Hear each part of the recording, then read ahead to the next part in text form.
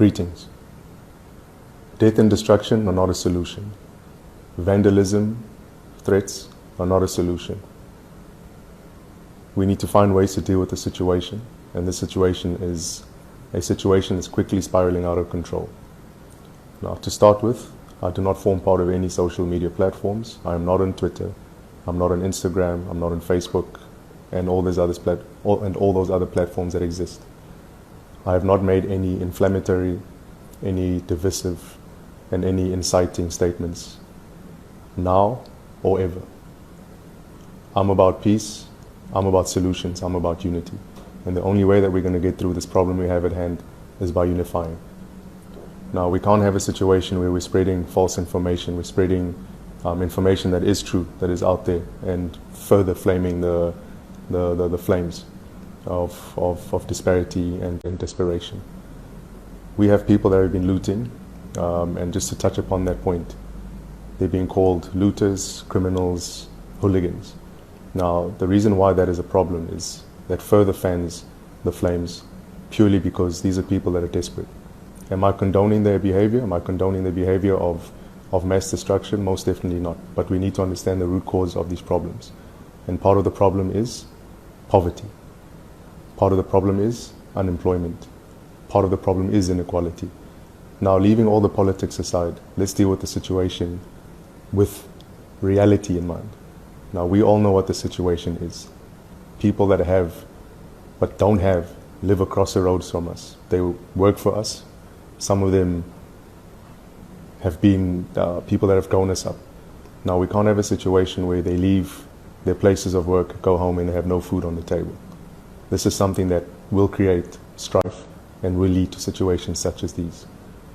Now, the current issue that's unfolding out in our country is not one that is of a flash in the pan moment. This is an issue that's been building up for many years. We're not here to blame people, we're not here to blame the current government, not here to blame the apartheid government, we're here to blame the issues as they exist. The socioeconomic issues in our country are real. Starvation is a real thing, and we need to understand that if we do not deal with that issue specifically, we're going to have these problems. So this is no surprise that this has happened. Now, two things have caused the what is called civil unrest. One was the arresting and the imprisonment of Jacob Zuma. And the second thing, in my firm belief, is lockdown. And let me touch upon that.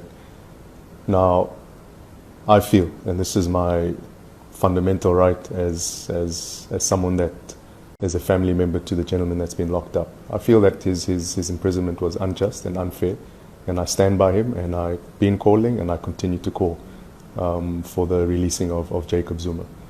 The second thing is the lockdown. Now, if we think we're going to continue with the lockdown and this situation is going to be brought under control, that's not going to happen. And the reason I say this is, and I've said this a year ago, when the first phase of the lockdown happened, the first 21 days, if I'm not mistaken, I'd said we only have this one chance, which was last year in late March, early April, to lock down the country. We will not have any chances after that. Why? We have a set of unique circumstances in South Africa, socioeconomic circumstances, that put people in a position where they're not able to fend for themselves. Now, if we come and we lock people down further and say, guys, you guys haven't been earning for a while. As a matter of fact, the ones that have, sit at home indefinitely. What do we expect to happen? There's certain choices that we've made that have brought us to this position that we're in today. There's certain decisions that have been made and certain decisions that haven't been made that have brought us to this point. Now, it's not going to help us pointing fingers and creating issues that will divide us. We need to pull together. The issues of inequality, the issues of poverty, the issues of unemployment are obviously a real issue. This is what's playing out in the public domain. And the bigger issues that will follow as they latch on to these root issues, and we're seeing it happening, the issues of tribalism that have existed in our country, where there's been black on black hate. There's issues of racism that have popped up, and we see it always transpiring whenever there's some sort of unrest in the country. It'll always boil down to black hate, white hate, Indian hate, and colored hate, and whoever else is in the system. And the one issue that if we do not keep an eye on is where we'll be heading to if we do not sort the situation out immediately, is the issue of xenophobia. The issue of xenophobia is one that's going to drive us further into a point where it'll be difficult to reverse the gains that we've attained to this point. So what I'm saying and what people should be saying is, how do we deal with these issues as a society? Government is one side. What government does is what government is going to do. What they haven't done is what they're not going to do. We need to decide amongst ourselves if we're working together and if we're going to make the situation a much easier, smoother transition into a point where we get back on our feet. Us arming up and creating militia groups to protect ourselves and our families, that's our fundamental right to defend ourselves. There's absolutely nothing wrong with that. The problem comes in when there's a complete disregard for the law and people are just killed in an unacceptable manner. You know, yes, you've got people rioting. Yes, you've got people that are scaling walls and attacking institutions, businesses, warehouses. It's completely unacceptable.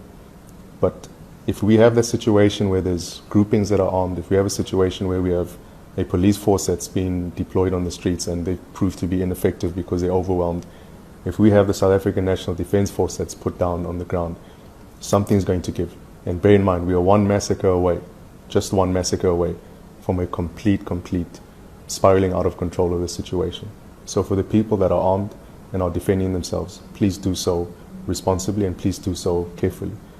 And similarly, for the people that are protesting and looting, please do so carefully and please do so responsibly, because you cannot hold people responsible for defending what they love. So that's just a point that I wanted to raise. So unless we start off by dealing with the issues that seem to be the problem, which is the imprisonment of Jacob Zuma, number one, and number two, the lockdown, in my belief, that's causing these issues, we are not starting in resolving these problems. Why? Because a lockdown is about people sitting at home. You've got idle minds. You've got people that are full of energy. You've got people that are upset. You've got people that are hungry with no options. As a matter of fact, it's not only going to be an issue that's systemic, that exists only in the townships, in the rural areas, and in the informal settlements, like we all believe for some magical reason. That problem is now persisting. It's now existing in our suburbs. So people that used to be well off are now not as well off due to the conditions that the lockdown has created.